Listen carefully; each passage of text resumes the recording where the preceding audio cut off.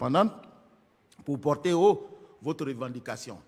Mais je vous le dis, autant que faire se peut, pour ce qui me concerne, le président Gbagbo, comme tous les autres, ne peuvent être sur la liste électorale lorsqu'ils vont jouir de leurs droits civils et politiques. Et pour ce faire, quand ils sont condamnés, soit ils purgent la condamnation, soit l'infraction sur la base de laquelle ils ont été déchus de leurs droits civils et politiques disparaît par la voie de l'amnistie. Il se trouve, professeur, que vous aviez dit tout à l'heure, qu'il y a une ordonnance de 2018 qui amnistiait le président Gbagbo. Alors, je vais vous lire cette disposition afin que nul n'en ignore.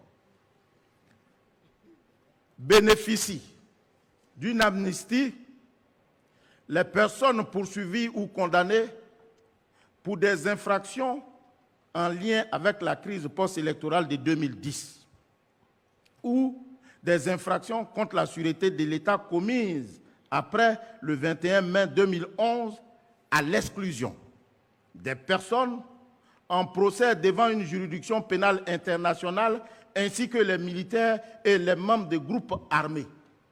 En 2018, pendant que cette loi était prise, cette ordonnance était prise, le président Gbagbo était devant la juridiction internationale.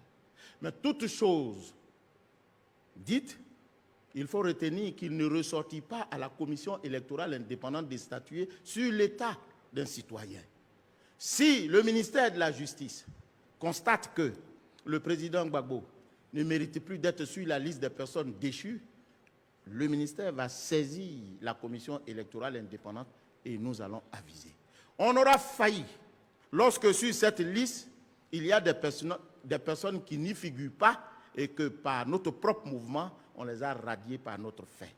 Mais tant qu'il sera sur cette liste, c'est vous qui allez me reprocher de le remettre sur la liste électorale alors qu'il ne mérite pas d'y être.